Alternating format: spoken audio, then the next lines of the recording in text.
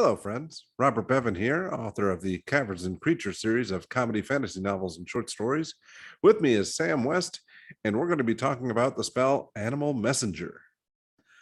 All right. Well, we already got a thumbs down from Sam, and I was kind of hoping he was going to like this one because I don't. And Sam's usually the one that finds little cracks in the wall or whatever where I'm not looking. But no, I guess we're of the same opinion about this. All right, there are other messaging options out there. So yeah, how does this compare? okay, so immediately I think the most apt comparison to this is sending. Sending is you figure out who you want to talk to and you send them a message. It costs a third level spell slot instead, but it gets there instantaneously. You send them a thing. You can send it across basically any distance, just can't go across planes. It's easy. That's what a message can be. So for a third level slot, you basically get a one-way phone call to somebody. 25 words or less, granted, but that's what you get. Alternatively, with Animal Messenger, you could wait several days. It can't be that many days because it has a limit to it has to be at least within 1 day of you. If you don't upcast it, quick for the future, you should never upcast this because you shouldn't cast it in the first place. It's a ritual, so it has it's not the worst thing ever. But at the end of the day, you send someone a message right now. If the town's about to be attacked, you send them a message. They know the town's about to be attacked. Everyone's happy. If the town's about to be attacked, you have to animal messengers the town to go warn them. The squirrel or blue jay or pigeon or turtle, whatever you decide to be the messenger, has to get there still. And on top of that, where sending, you just have to know of who you're sending it to. You send a short message to a creature that you're familiar. You don't have to have met them even. Just you recognize the creature and whatever your DM justifies as familiar with. You can send things messages. For Animal Messenger, you can only send it to places you've been. You must have visited the location that you want to send this. So I didn't realize that. Yeah. If it had any applicational uses, it would be in games where you'd want to be sending information between cities. It'd be probably either espionage or grand tactical warfare.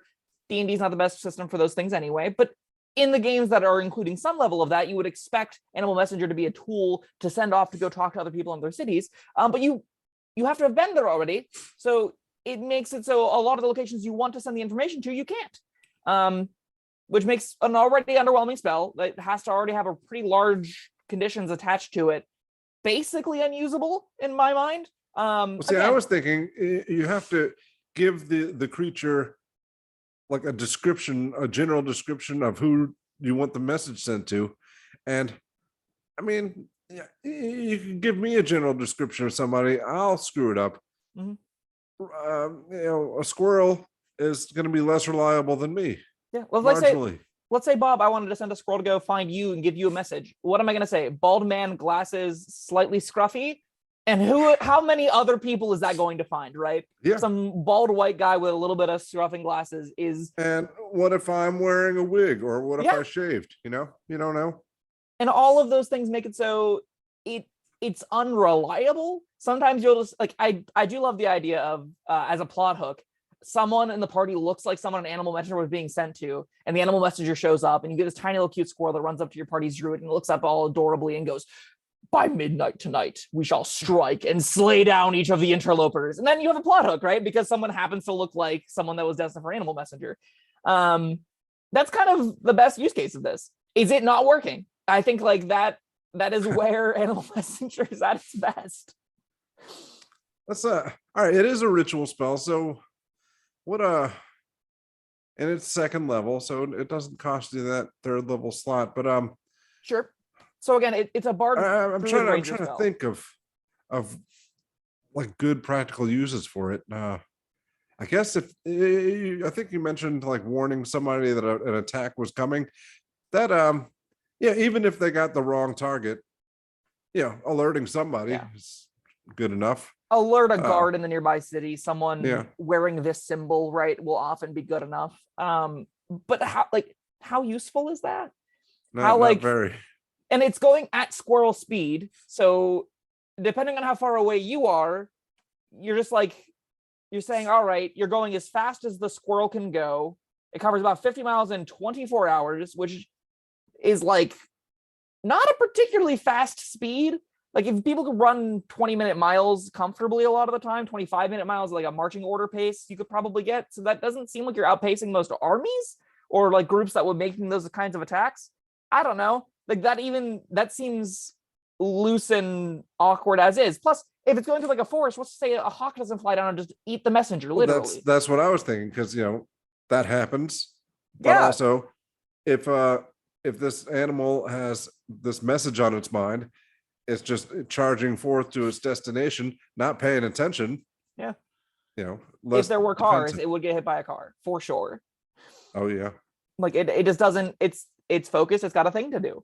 There's also the odd little bit where you have to find the animal to do this, and that's a small little fun element of the spell. Honestly, is seeing the bard trying to get within 30 feet of the squirrel that just keeps taking off after it, and you get the bard running into the woods trying to just get a hold of it or get close enough to it that can force it to send a message for it, which is odd and cutesy. And if the spell could do something fun or interesting after that, or if the spell was like moderately more usable, like just let it like extend the duration to a week and let that be the second level version of it, right? Like then at least, and make it so you don't have to have gone to the place you're sending the message.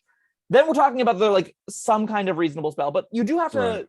if you do want to cast this as a ritual, which you should never cast this without it being cast as a ritual, you do have to hold an animal in place for 10 minutes, which is a fun little mini game. Yeah, I'm not seeing it. You have to be within 30 feet of something for 10 minutes to cast this. If you're a ranger, you're spending a spell slot to do it for an effect that's so inconsistent. I can't think of environments that are where a place where you'd want to be casting this that would then also be a situation where the thing wouldn't get either itself in danger, have chances of missing, have just wild variance in the world that can justify it working. Well, especially Or whenever, where there's not a better option easily at hand. yeah, like carrier pigeons are something historically people have done, right? Yeah. Human beings have found tons of interesting ways to send information long distances, smoke signals, giant series of beacons across long distances. We figured out better ways than this. Or NPC. Yeah, talk to an NPC and have them go out and do it. Go hire the wizard in the tower to do a sending for you, right? Like for what the spell is trying to do, which is already going to affect so few games, to then have it be bad at doing that. When do you want this? Like again, if you're a bard, it costs you a learned spell. If you're a druid, you can choose to prepare it or not. So it's like that. I think if you're a druid, it is really like harmless to prepare. Every other class that could take this, it's even as a ritual, uncastable. Even as a ritual spell, something that you just never want to do. So yeah, I don't get it. I wish I did. Yeah, the only thing I was thinking, because it's a ritual, you could just cast it a bunch of times on like 50 squirrels. But then there's the caveat of, they have to go to places you've been. Yeah, that's a gigantic hurdle. I somehow love the idea, right, of we need to get a message out to this halfling town from this other halfling town. So you just go to where the chicken coop is, and you just animal messenger 36 chickens and just send them off in different directions to go to the town. And just those are never going to make it. Everybody get there. Chickens are delicious. This is true. Honestly, I think the adventure of playing as those 36 chickens would be a lot more fun than the campaign in which you're casting a spell to send the 36 chickens out. But why can't the spell have any redeeming quality? Why does it have to I feel like it hamstrings itself at every possible turn. Yeah, it felt like whoever was designing it said, wait, this is just too powerful. Yeah. If they don't have to know, if they don't have to have been there, they can just send that information into nothingness and hope that it goes. Yeah. I feel like if you hadn't even been there, the odds of it working still seem to like steeply go downward. If you don't know the area you're sending the creature into, you're probably unknowingly sending it to its death. It's a tiny beast. It's a tiny non-magical beast. If you're a DM and your players want to use this, you can probably find some ways where you can make them feel like something happened. So you can say like, oh no, there's shadiness happening at this mine. We suspect some danger may be happening. Send to go get help. And then you can send the rabbit off, and just the DM, you have to kind of ignore the logisticals of sending a rabbit 50 miles and having it just run in a straight line and then talk to somebody, and then the logistics of them finding the right person.